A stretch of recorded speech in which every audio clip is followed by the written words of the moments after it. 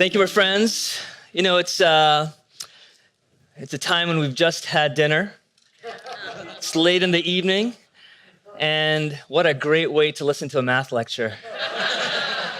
Oh my gosh, I am so excited.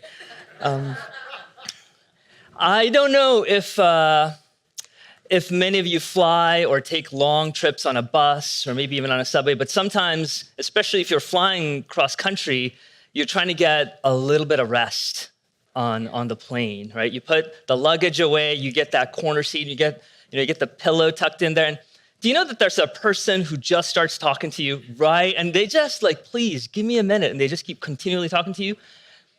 I am that person. And I just want to let you know that in my adventures, I've had conversations with thousands of people when I have a captive audience when they can't move, and during that time, the conversation goes from raising kids to living all over the world to eating food to friendships, but eventually, or even in the beginning, it might start with work. You know, what do you do? What are you up to? And they might say they're in a business. They are in the family care. They are taking care of, they're running around taking care of a company from time to time. But they find out that I'm a mathematician, and the moment that happens, to me, I always I'd say even probability of 95%, it turns out to be a confession. At a time of they would actually start by talking about their sins in mathematics. And I am the pastor who's sort of absolving their sins, right? Father, I've failed, I've got to trig, Father. And then I just couldn't. And everybody, if you ask most people, what was the last class in history that you took?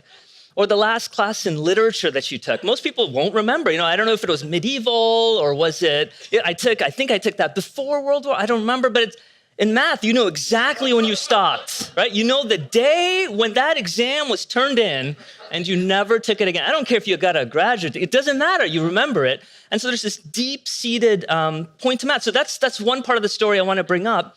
The second part of the story I want to bring up is, the moment they find out I'm a mathematician, not only is there this confession, but there's this notion of immediate belief that I am smarter than them. And so some of you, in this crowd might know the theologian Tom Wright, N.T. Wright. So, one of the greatest theologians, one of the greatest minds who's wrestled with huge ideas. And I'm thinking of myself in the middle seat, where this passenger is sitting, and then I am on one side and Tom Wright is on their other side. And you could imagine them turning to Tom and say, hey, what do you do? And it's like, oh, I'm a historian. And then they turn to me and they say, what do you do? I'm a math professor. And immediately they're like, well, whatever. And then they turn to me.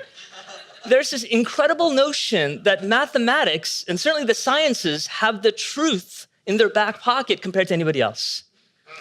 And the punchline is not the fact this is somehow the naive world, that this is deeply seated in academia itself. And unfortunately, it's even seated in those who are not in the sciences. One of my friends is a sociologist. He studies the life of Black pastors. And he has studied their lives for the past 15 years, interviewed about 30 pastors in the South. And over those years, he's realized, that one of the big, beautiful narratives of the Black storytelling ministry for these pastors has been the Exodus story, that God will set you free. And this story has been twisted, according to my friend, who himself is an African-American man, the sociologist, because these pastors are now driving BMWs and Lexus. So how can you talk about a liberation theology when you are now liberated? How can you talk about the Exodus when you've made it? How does that work? But he has had difficulty in taking his research into the journals in the field because what the sociology journals want are quantifiable data. That nowadays, it's not the stories anymore, it's statistics. What percentage of those 30 pastors you're interviewing do this? And even talking about Miroslav, he has... he received this beautiful Templeton grant on the study of joy. And what Miroslav told me is one of the things that was asked of him was to quantify the results of the grant. Like, what can you measure about joy? And we, as humans, in this world, in the Western world, are thirsty about measurement and quantification. And who but the mathematician has the full armament and tools to do that? And so all of a sudden, I have incredible power. It's true. In this world, they have incredible power. I grew up in South India. And in South India, which very much has adopted the British system, they have a following notion of how smart you are based on the subjects you take. So you know exactly your GPA in high school once you find out the major you are in college. So if you tell somebody, I'm a chemist, I'm studying chemistry in college, they'll say, oh, that's a 3.8. You got a 3.8 in high school, right? You could say, oh, I'm an engineer, that's a 3.87. Computer scientist, 3.9. Math, 3.95, right? Like there's this immediate correlation. And then you could say, oh, I'm studying history. Oh, 3.2. I'm studying literature, 2.7. I'm an artist. Oh, dude, I'm so sorry. And so we actually have this line. And this line I thought was from my upbringing as a kid in India, but it turns out this line is here. So I taught at Williams for 15 years. I love that place. My son is there now. He's a junior there, and my oldest one. And now I'm going to move to California. No matter where I go, all these sabbaticals I've tried, it's still there. Almost every school, east to west in America, this line is still here.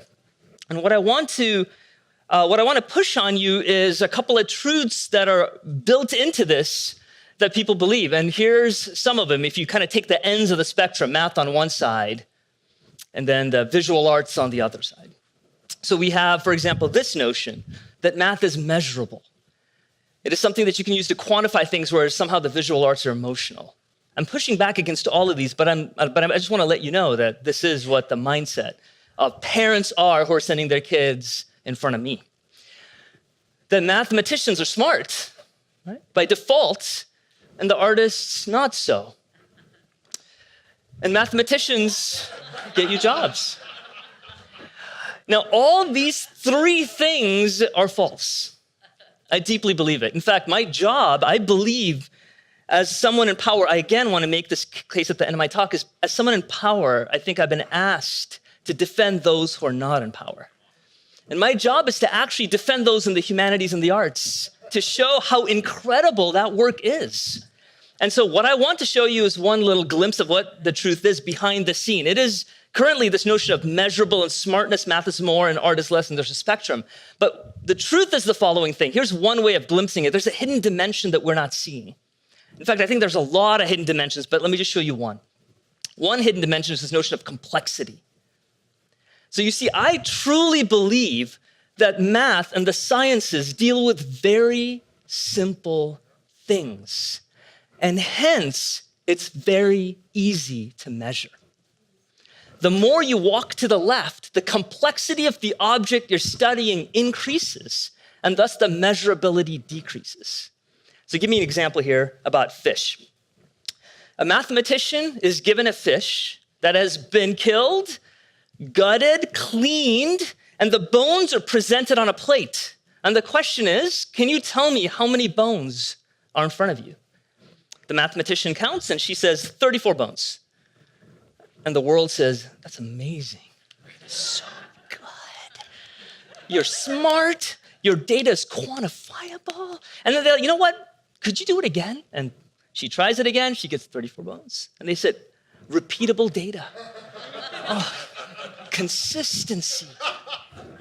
And as you move down, let's take a biologist. Now, the biologist might be asked the same question, but now the fish is alive. And the historian might be asked a question about what the fish was doing yesterday.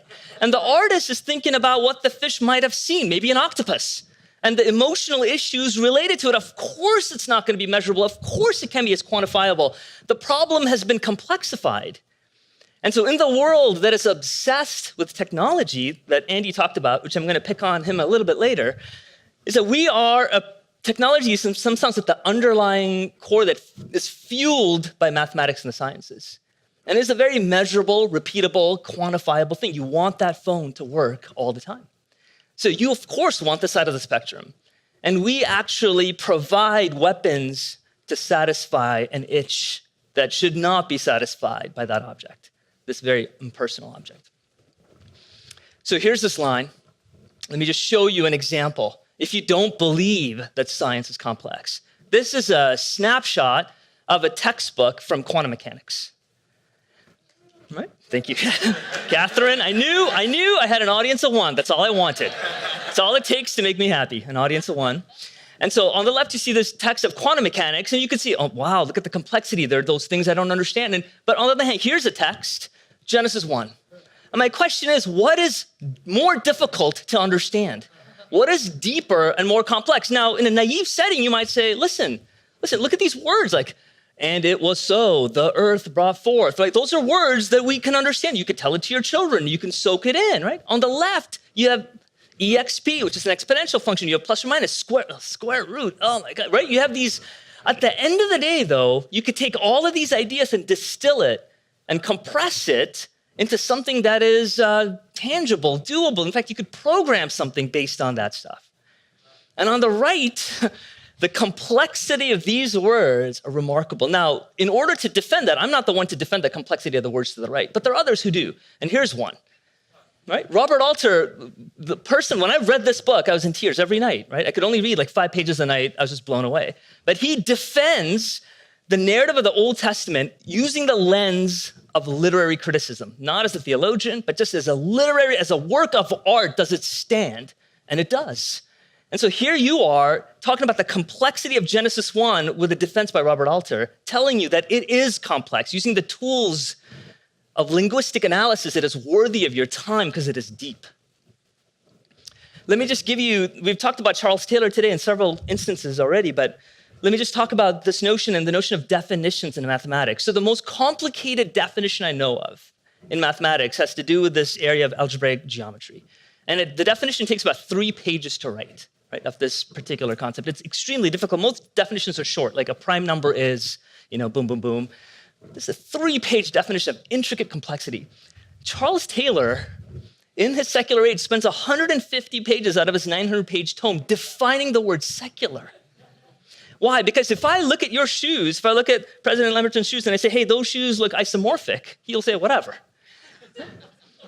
It just has no meaning, right? No depth to him. But if I say, hey, mate, you're a secular man, then all of a sudden that carries weight because it is a deep concept. It needs 150 pages.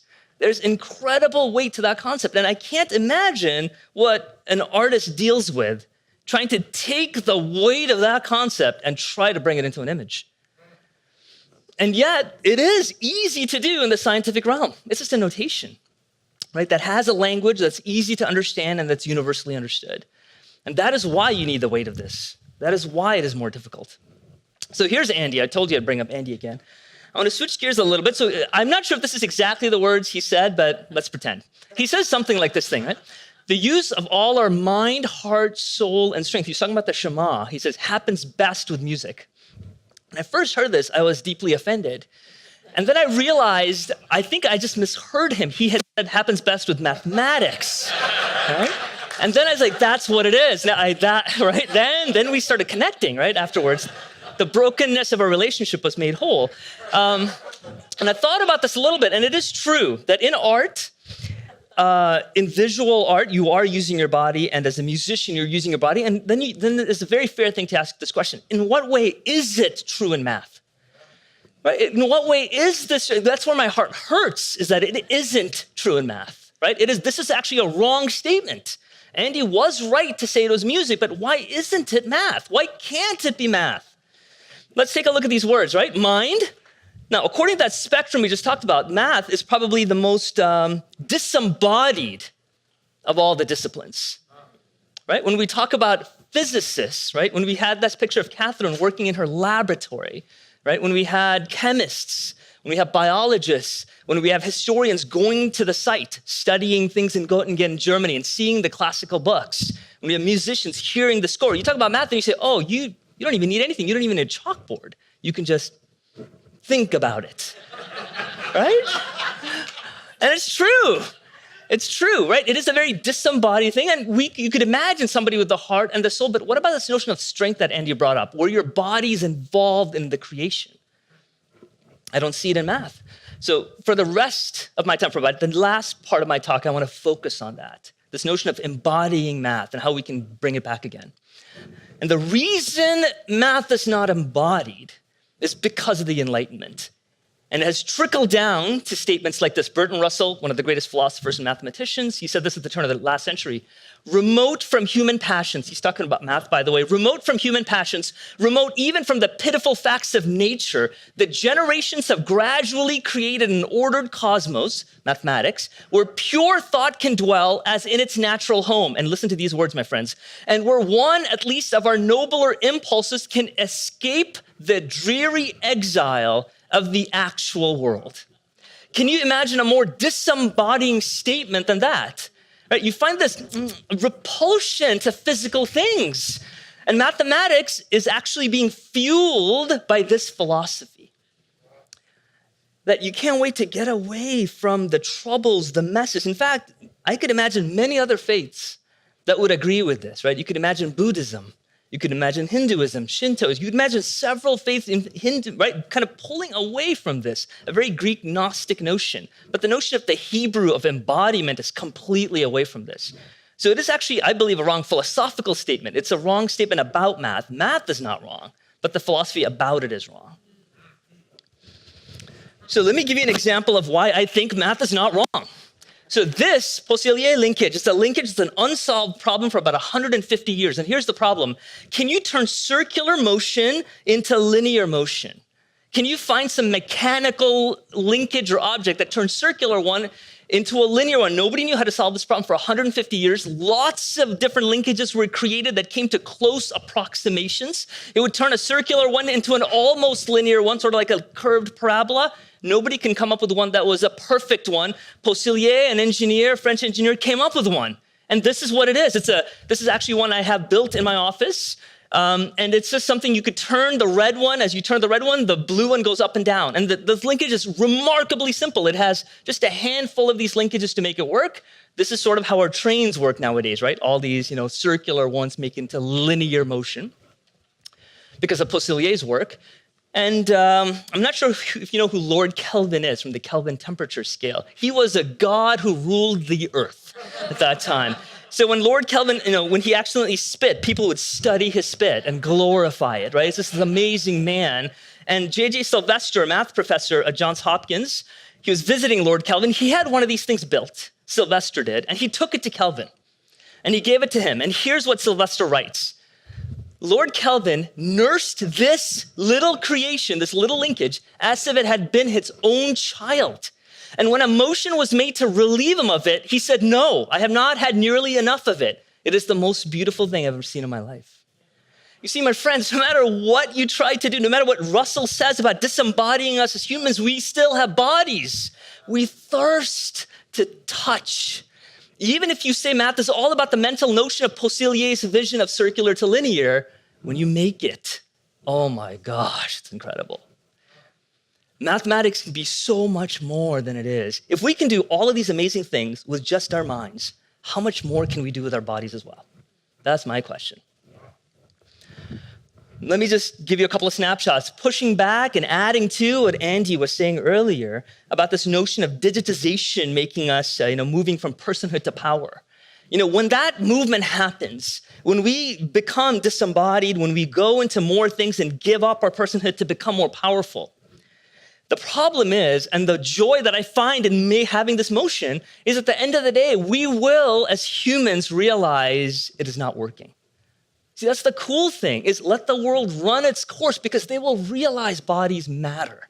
And that's why if you're sitting in a cubicle, if you're only moving in a one-dimensional out of a three-dimensional plane, if you're only moving in a one-dimensional plane, you will pay $20 for a cup of coffee because it embodies you. There's something in the world that is embodying you again, that values your senses because nothing else you've done in your life has been doing it.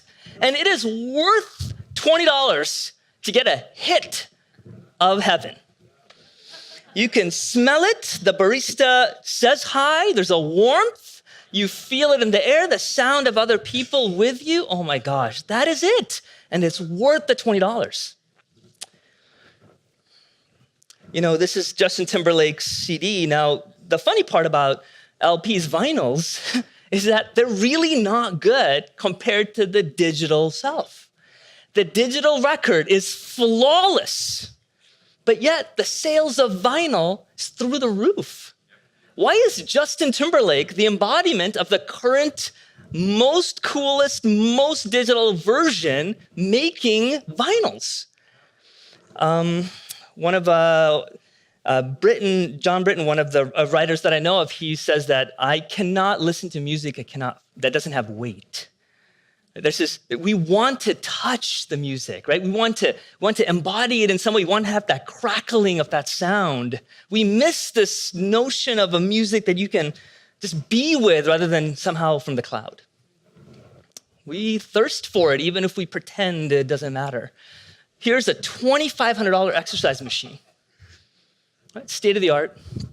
What do you do with it? You run in place. You have physically not transformed the world at all. We are so disembodied that we're willing to literally be in the same spot to give our body a little hit. Instead, what should the answers be? So I want to spend the last few minutes telling you some solutions now that I've given you a statement of the problem. Here are some solutions. Starts to me theologically with John Paul II's work called The Theology of the Body.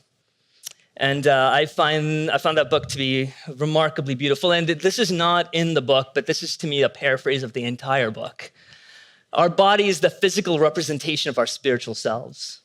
So basically, if you want to know what your spirit is like, just look at yourself. If you're hungry, it turns out your spirit is hungry. If you're thirsty, it turns out your spirit is thirsty. If your leg itches, your spirit's leg is itching. Your body is your spirit embodied. It's an amazing thing. There's not this duality of your body over here and your spirit Gnostic Greekness over here. You are it. So if you read Paul's writing, he actually struggles with the time of what happens between the time you die and the time Christ returns. He's like, well, then something happens, and then like Christ returns, and then we have bodies. That makes sense. And now you have bodies, and then he's like, oh, well, what does that even mean? This notion of a disembodiment. That's a weird thing. In fact, he doesn't dwell on it that long. He's not even interested in that point of it. So here's one possible answer. So this is my backyard, and this is the hardest thing I've ever done in my life. I thought reading Taylor's book was hard. It is not. Compared to building this chicken coop. I built this chicken coop for my wife. It's based on a Frank Gehry design. I had a friend who's an architect. He took this Frank Gehry design, and then it was designed for semi-trucks. We retrofitted it, made it for chickens. And we wanted to value the beauty of a coop. If you're gonna make a coop, make it well. And what I want to talk about is that something like this is the proper response to rather than running in the same place. That God actually calls us to till the earth. He actually calls us to use our muscles to actually transform, to feed the hungry, which could be feeding your kids, which could be feeding yourself. Not to microwave a dinner or do something quick so you can sit in front of a TV, but literally know that the bread that's being broken was painful and costly. And it turns out, as most things the way God has intended, things aren't quick in return. You plant things and it doesn't work. This notion of failure and cost is something that we are not willing to pay, and we're taking a shortcut that doesn't produce the joys we want. Go back to what mattered. Go back to what all of Israel was craving for, which is land, which is what all of Paul's argument for when he says, Israel is no longer your land, the world is now your land. When we talk about redeeming the world, let's physically redeem the world. Let's not use one less coffee cup. Let's physically eat differently. Let's make the coffee. Let's try it. And if you can't make the coffee, maybe you should not drink coffee. Maybe it is a cost that's involved of what it means to transform this world. So what does it mean to make math? I want to close with my dreams. Here are a couple of attempts of making math. So I taught a course on origami design. One of the things I made my students do is to make it. So they had to make pop-up books for me based on the foundations of theories of origami. I don't know how successful it was, but at the end of the day, you have to know where the physical meets the theoretical. And if we can do it in physics, in chemistry, and biology, we can certainly do it in math. It's going to take some creativity. Here's one painting of a triptych of paintings that an artist, a friend of mine, and I did collaboratively. This painting, it's called The Cartography of Tree Space. And the painting wouldn't have existed had we not created new math together. And what I want to do, my heart desires, is to create works of art that won't exist without works of math. That it's not artists are taking math that exists from the 1900s or even from 2010. I want artists to take math that hasn't existed, partner with mathematicians to create new math in order for new art to be created. You see, because then neither field is offended. Currently, right now, if you go to the great math lecture places, you see great mathematicians working on bad art. And what I want to do is redeem that and to honor the artist, but at the same time, they should honor the mathematician. How can we do that? And the last thing I want to leave you with is a glimpse of the future. Starting this fall, I will have a math studio built for me. It doesn't exist anywhere. And this is not the studio. These are images I took from the web that mean nothing. It's a deceptive ploy, but maybe it is something to keep in your mind. But what does it mean?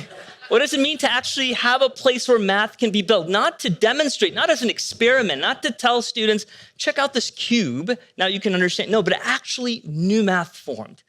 As a biology lab is not just to demonstrate what biology is like, but to actually create new biology. What can this math studio be like? That's what I want. I don't know what it's going to be like, but we'll figure it out. And I just want to close with my favorite quote about how to do this. From The Princess Bride, it says, "Life is pain. Anyone that says differently is selling something. It's worth it, my friends, to pursue this." Thank you.